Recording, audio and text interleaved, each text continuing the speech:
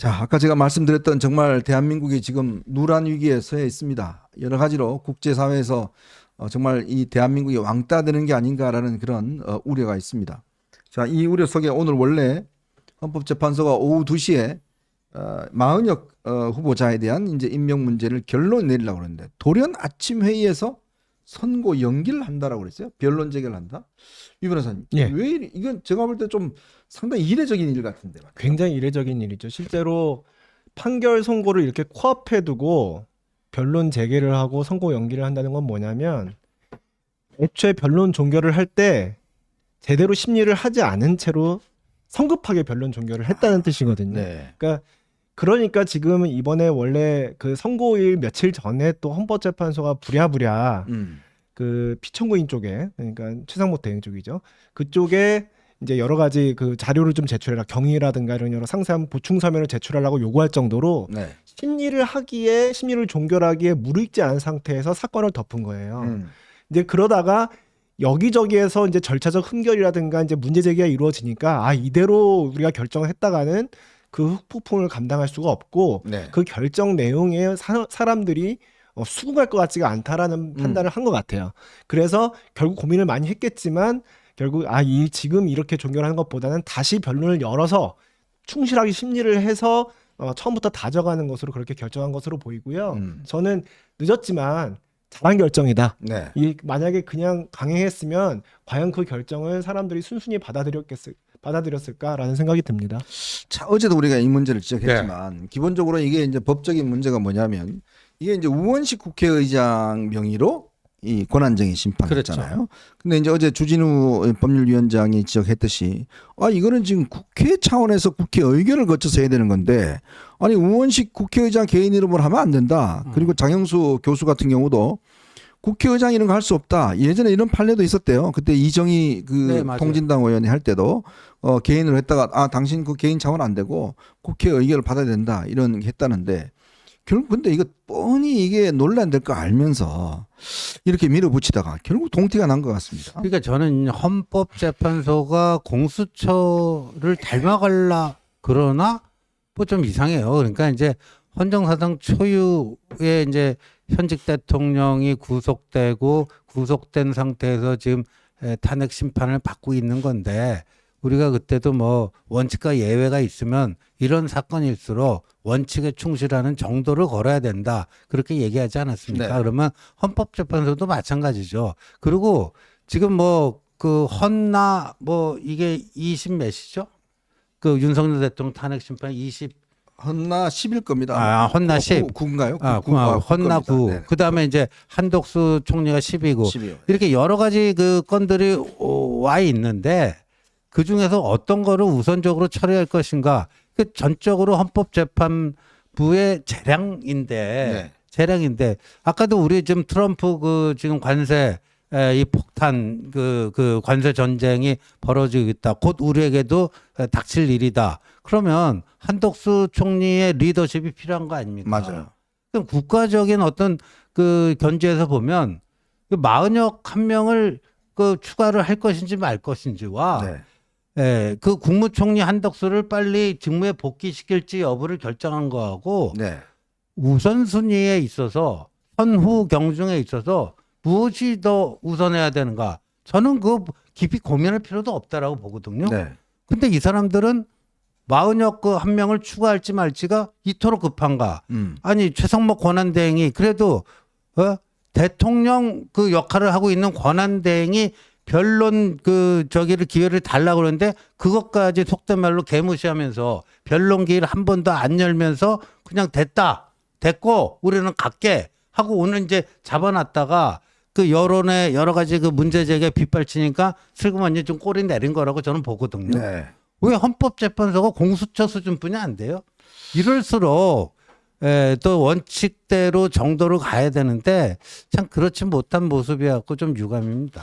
근데 결국 이제 우리 국민들이 이 탄핵이라는 어떤 중대한 어떤 절차 문제를 보면서 한치 어떤 이 빈틈도 있어서 안 되겠다. 그래서 우리가 그동안 공수처 문제를 많이 지적을 했고 또 이거는 뭐 윤 대통령이 처벌을 받았냐 말았냐는 떠나서 기본적으로 절차적 정의라는 거 중요하지 않습니까?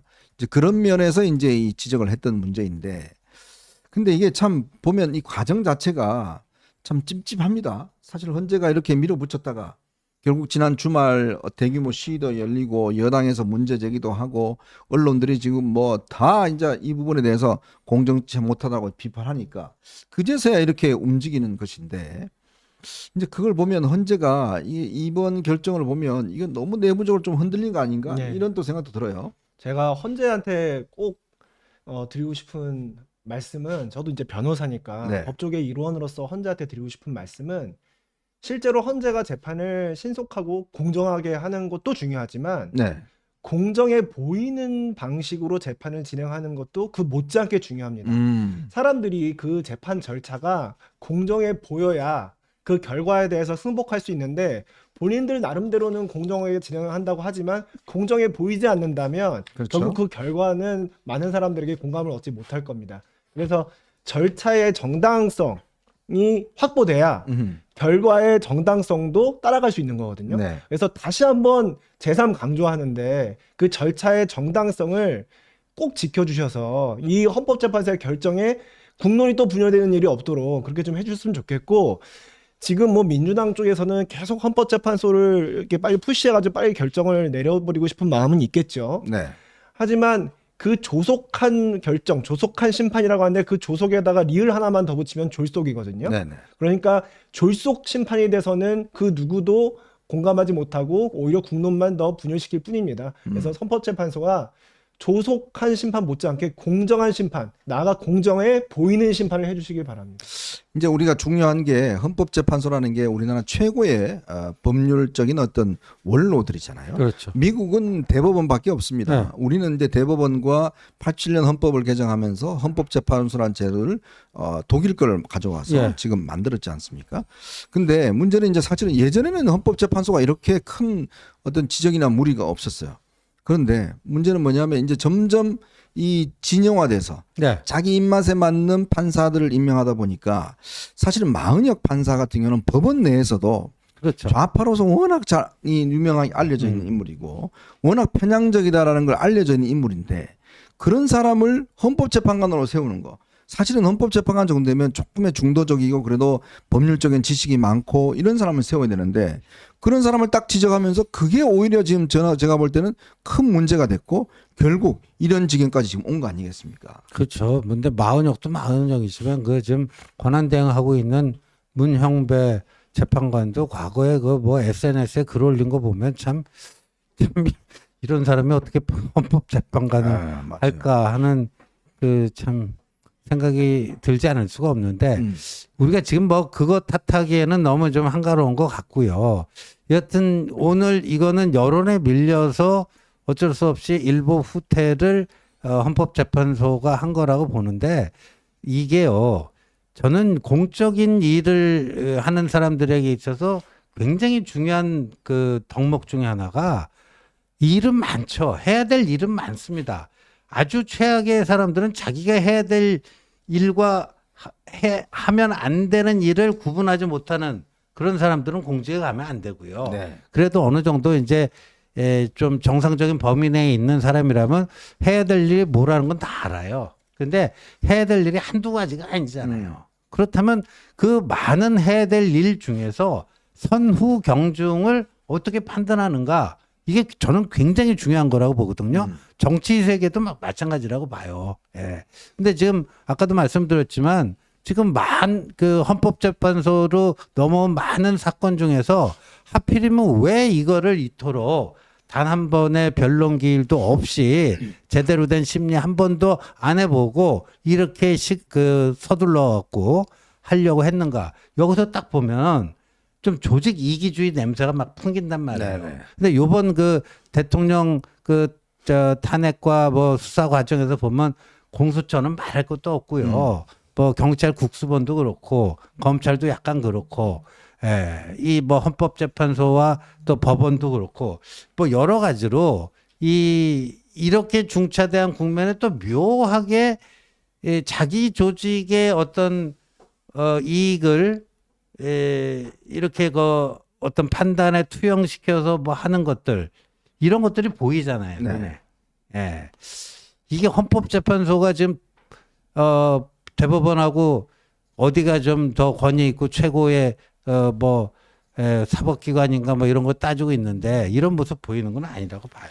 참 우리 국민들이 전 국민들이 이제 법률 전문가가 다 됐습니다. 워낙 이게 거치다 보니까 사실 그동안 잘 모르셨던 부분도 다 이제 뭐 세세하게 아시게 되고 또 아주 세세한 법률적인 문제까지도 다 이제 아시게 되는 그런 차원이 됐습니다. 자, 근데 이제 10일 날 헌법재판소가 이 문제를 다시 이제 변론을 하겠다는 거 아니겠습니까? 네. 근데 이제 문제는 우리 아까도 이야기했지만 헌법재판소가 물론 뭐 대통령 탄핵이 가장 우선적이다 하겠지만 그래도 지금 계속 야당은 만약에 이걸 임명하지 않으면 지금 계속 이제 최상목 대행을 탄핵하겠다고 그러잖아요. 그러니까 대행에 대한 탄핵에 대한 기준을 좀 더 명확히 해야 더 이상 야당이 저런 이야기를 하지 않을 텐데. 그래서 제가 볼 때는 사실은 이 한덕수 대행에 대한 총리에 대한 저는 탄핵 문제는 솔직히 제가 비법률가지만 별로 그렇게 쟁점이 될 게 없어요. 예, 그러니까 이거는 그 뭐 민주당이 한덕수 총리 탄핵안에 여러 가지 소추 이유를 대긴 됐지만 네. 실제로 그렇게 실질적인 어떤 의미를 지니는 사유는 거의 없었고요. 음. 결국 핵심 쟁점은 과반으로 가능하냐, 네. 아니면 3분의 2로 가야 되냐. 지금 그게 지금 핵심 쟁점인데 그거는 사실관계 판단 문제가 아니라 법률적 판단 문제거든요. 네. 근데 이제 법원이 재판을 하는데 시간이 많이 드는 이유는 대부분 사실관계를 명확하게 확정짓고 인정하기 위해서 그 과정에 뭐 증인도 부르고 그 또 반대 신문도 보장해야 되고 증거도 신청해서 뭐 문서도 받아야 되고 이러면서 이게 길어지거든요. 네네. 근데 한덕수 총리 그 사건은 전혀 그럴 게 아닙니다. 법률적 판단이 핵심 쟁점이라 그것은 굳이 뭐 사실적인 어떤 것들을 확정하기 이전에 앉아서 평의하고 어떤 논문 분석하고 해서 결정 내리면 되는 문제고 네. 또 지금 이게 먼저 선결되어야 그 이후에 민주당이 또 뭐 그 최상목 권한대행에 대해서 탄핵 위협을 할 때 그거에서 명확한 기준을 설정할 수 그렇죠. 있는 거잖아요. 그래서 한덕수 총리 당시 대통령 권한대행에 대한 탄핵 소추안 이 사건에 대한 심리가 저는 무엇보다도 빨리 이루어질 수 있고 그래야 된다고 생각합니다. 네, 하여튼 헌재가 참 본인들 스스로 일단 뒤늦게 문제를 파악하는 건 다행이지만 그러나 그렇다고 해서 공정성의 문제가 전혀 뭐 해결된 건 아닌 것 같습니다. 내일 또 이제 윤 대통령에 대한 5차 변론길이 시작됩니다. 아마 내일은 꽤 이제 다툼이 꽤 있을 것 같습니다. 그리고 6일부터는 또 이제 하루 종일 사실은 이 변론길이 이제 열리기 때문에 앞으로 이제 이런 변론 과정에서 헌재에 대한 문제가 아마 오늘 이제 지금 정계선, 이미선, 문영배에 대해서 이제 윤 대통령 측에서 기피 신청을 한 것 같습니다.